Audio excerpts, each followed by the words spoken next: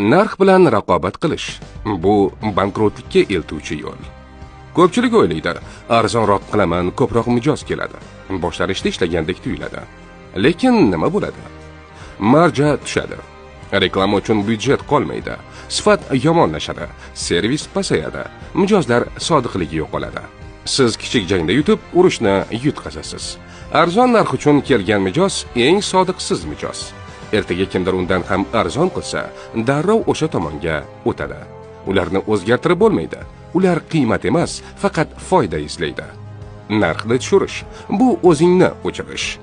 Narx bilan raqobat qilganingizda o'zingizning noyobligingizdan kechasiz. Oddiylarga aylanasiz. Narx bu marketing, arzon narx bu arzon chunki sifatsiz degan signalni beradi. Ayniqsa ta'lim, xizmat, digital sohalarda bu signal kuchli. Narx o'rniga nimani taklif qilamiz? Noyob taklif. Siz boshqa hech kimga o'xshamaysiz. Xizmat, wow, effekt beradigan servis.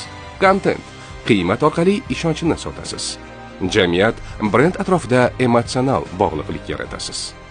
Apple, Starbucks, Tesla o'z kategoriyasida eng qimmat, lekin eng sevimli. Nega? Chunki ular narx bilan hech qachon raqobat qilmaydi. Ular kult, tajriba va qiymat yaratadi. Shuning uchun mijozlar xursand bo'lib, ortiqcha pul to'lashga tayyor. Narx bu sotish quroli emas.